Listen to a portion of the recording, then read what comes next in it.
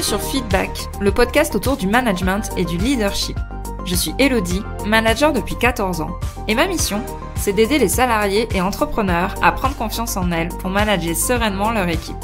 Alors si toi aussi tu es convaincu qu'on peut avoir un management bienveillant et un leadership affirmé sans écraser les autres, abonne-toi. Tu trouveras ici tous mes conseils et retours d'expérience pour t'aider à devenir une des leaders de demain. Je te souhaite une agréable écoute.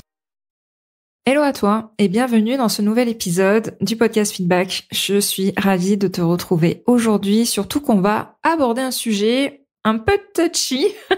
Je vais un peu te botter les fesses. Aujourd'hui, j'ai vraiment décidé ça parce que ça m'embête de voir qu'il y a beaucoup de personnes qui, se mettent des barrières et n'osent pas, en fait, les briser pour réaliser leur ambition professionnelle. En fait, pour moi, c'est un sujet qui concerne toutes les femmes qui aspirent à assumer pleinement leur rôle de manager, tout simplement, mais voilà, qui se retrouvent bloquées par des excuses, des barrières qu'on s'impose, en fait, soi-même. Pourquoi je voulais en parler? Tout simplement parce que je suis passée par là. Donc, je voulais aussi te partager, en fait, mon expérience et mon témoignage par rapport à ça. Avant de rentrer dans le vif du sujet, si jamais tu as en tête une amie manager, que tu sens elle aussi bloquée, qui a du mal à croire en elle, qui a du mal en fait à trouver des solutions face à son équipe, je t'invite à lui transférer cet épisode de podcast ou même le podcast Feedback de façon générale. T'as juste à copier-coller le lien directement dans une messagerie ou dans un mail. Et en fait, c'est le meilleur moyen de faire connaître le podcast, de m'encourager et en plus de faire une bonne action dans ta journée. Vraiment, moi, mon but, c'est que le podcast soit de plus en plus diffusé, de toucher de plus en plus de personnes, parce que oui, je veux aider un maximum de managers à prendre leur place dans leur entreprise. Alors, on va rentrer dans le vif du sujet, et peut-être que tu te dis, toi, dans ta tête, je prendrai du temps avec mes proches quand j'aurai moins de travail. Ou alors, je postulerai à cette promotion interne quand j'aurai fait mes armes et mes preuves. C'est clairement pas le bon moment, je suis pas prête à ça. Ou encore, je me formerai en management quand j'aurai le temps de le faire, quand j'aurai du temps, je ferai du sport, ou je prendrai soin de ma santé. Quand j'aurai atteint cet objectif, je me sentirai plus légitime, plus forte, plus heureuse. Je t'invite à rayer la mention inutile, c'est-à-dire quand j'aurai tant de salaire, quand j'aurai tel poste, je me sentirai beaucoup mieux dans ma peau. Mais est-ce que tu as déjà pensé à ce que ces excuses t'empêchent de réaliser? Je sais que passer à l'action, c'est pas toujours évident, c'est pas toujours facile. On sait que ce passage à l'action tant désiré serait clairement un game changer dans notre vie pro, ça nous ferait du bien, mais on n'y arrive quand même pas. Et en fait, il y a plein d'excuses à cela. Déjà, la première excuse, c'est le manque de confiance en soi. Moi, ça a été le cas pendant très longtemps. Tu sais, cette voix intérieure, en fait, qui te murmure que tu n'es pas assez compétente pour relever tous les défis qui se présentent à toi. Pour tel poste, pour telle promotion, pour telle équipe, pour telle personne. Et en fait, on va se retrouver paralysé face à certains projets car on se sent clairement pas capable d'y arriver. Moi, être prise à ce poste, mais aucune chance, j'ai clairement pas les compétences pour. Vraiment, moi, c'est ce qui est resté dans mon cerveau pendant des années. Et donc, résultat, t'oses même pas postuler à certaines opportunités que tu vas croiser et qui pourraient changer ta vie professionnelle. Ça, c'est la première raison, le manque de confiance en soi, mais il y a aussi la peur de l'échec, qui est un peu le pendant du manque de confiance en soi. En fait, tu redoutes tellement l'échec, tu redoutes tellement cette peur, que tu préfères ne pas agir du tout plutôt que de prendre le risque de ne pas réussir. Je le répéterai jamais assez. Je crois que c'est la chose que je diffuse le plus dans mes contenus, que ce soit en newsletter, sur Instagram, sur LinkedIn ou sur ce podcast. L'échec est le meilleur apprentissage. Et c'est aussi le premier pas vers la réussite. On a clairement cette peur de l'échec qui est dans notre cerveau, qui nous empêche de passer à l'action. Mais le troisième facteur, le troisième acteur de cette paralysie face à l'action, c'est tout simplement notre cerveau. Pourquoi? Parce que sa fonction première, c'est de nous protéger des dangers du monde qui nous entoure. Il est le gardien de notre sécurité. Alors, il n'est pas le gardien de tes nuits à la Cabrel. Désolée, c'est la chanson qui m'est venue en tête. Il est le gardien de ta sécurité. Donc, il va passer son temps, en fait, à déployer plein de stratégies d'évitement et il va te fournir 46 000 excuses, en fait, pour ne pas sortir de ta zone de confort. Mais tu n'es pas obligé de le laisser faire et surtout qu'il ne s'arrêtera jamais. Il trouvera toujours des excuses. Je crois que c'est le plus grand Pinocchio de tous les temps. Il va être capable de te sortir 46 000 excuses à la minute. Toutes ces raisons, toutes ces excuses font en fait que tu ne fais jamais les choses à l'instant T.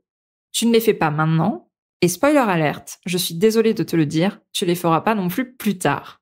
Quand tu auras enfin le temps, eh bien ça sera l'argent le problème, ou alors ça sera la fatigue, ou toute autre raison qu'on te mettra en fait sur ton chemin. Alors pourquoi attendre ? Pourquoi attendre le bon moment ? Pourquoi attendre en fait de prendre du temps pour toi ? Tu te rends compte ? Tu te mets en dernier. Tu ne prends même pas du temps pour toi. Tu te dis que ça viendra plus tard, quand tu auras le temps. C'est quand même fou quand on y pense, hein. Pourquoi repousser tes ambitions professionnelles, tes ambitions personnelles ? Là aussi, on se dit, mais ça sera plus tard, pas maintenant. Pourquoi en fait laisser tes excuses te retenir de faire ce dont tu as vraiment envie, ce qui t'anime au fond de toi ? Parce qu'en fait, le moment, c'est maintenant. Et tu as toutes les ressources en toi pour le faire maintenant. Même si tu manques de confiance en toi, même si tu as peur de l'échec, même si ton cerveau te trouve 1000 excuses, tu es capable de réaliser tes aspirations maintenant. Imagine un instant que toutes tes excuses n'existent plus. Si tout était possible, que ferais-tu aujourd'hui ? Moi, j'adore cette question. C'est une question de coaching, mais en fait, elle aide à vraiment avancer. Si tout était possible, que ferais-tu dès aujourd'hui ? Et je t'invite à réfléchir à d'autres questions. Quelles sont tes véritables ambitions professionnelles et personnelles ? Celles que tu as vraiment au fond de toi et qui ne répondent pas seulement à des aspirations qui viennent de tes parents, de ta famille, de tes proches, de ton cercle familial, de ton cercle d'amis ou tout simplement de la société. Que veux-tu vraiment pour toi, pour ta carrière et pour ta vie personnelle ? Et en fait, on a souvent du mal à répondre à cette question. Je t'invite vraiment à prendre quelques minutes pour y réfléchir et à y répondre franchement. Et puis, une fois que tu y as répondu, pourquoi est-ce que tu veux réaliser ça ? Qu'est-ce que ça va changer en fait pour toi si tu le réalises vraiment ? Quel impact ça va avoir sur ta vie et ton épanouissement personnel ? Et là, tu vas voir que c'est vraiment ce vers quoi tu vas vouloir tendre dans ton quotidien, dans tes actions. Et rien ne t'empêche en fait de passer à l'action maintenant. Alors pour conclure cet épisode et te pousser à passer à l'action, je t'invite à réfléchir à une action concrète que tu peux entreprendre dès aujourd'hui pour te rapprocher de ces aspirations. Peut-être que c'est postuler à cette promotion tant convoitée, ou peut-être que c'est suivre une formation en management, peu importe en fait. Qu'est-ce qui t'anime et ce que tu as envie de réaliser. Quelle que soit cette action, engage-toi à la réaliser maintenant, à faire une petite action qui sera le premier pas vers ton succès très clairement. Avant de te quitter, si tu souhaites te former au management et arrêter de repousser cette envie, tu sais que tu dois te former, mais pareil, tu te dis que t'as pas le temps, c'est pas le bon moment, etc. Sache que Manager 360, mon programme phare pour t'aider à devenir une manager reconnue et appréciée, réouvre ses portes le 4 juillet. Mon objectif avec ce programme, c'est te préparer à attaquer la rentrée de septembre sereinement, avec une nouvelle organisation et surtout un nouvel état d'esprit de manager. Je t'assure qu'avec ce programme, tu vas te sentir à ta place en tant que manager. Et en plus, c'est finançable par ton entreprise. Alors si tu es prête à me rejoindre, je t'invite à prendre rendez-vous directement dans mon agenda. Le lien se trouve dans les notes de cet épisode. Ou alors écris-moi directement sur mes réseaux sociaux, que ça soit sur LinkedIn ou sur Instagram. Je réponds à tout le monde. Attention, les places partent vite et il ne reste plus que 3 places disponibles pour cette session d'été. La prochaine session ne sera qu'en novembre.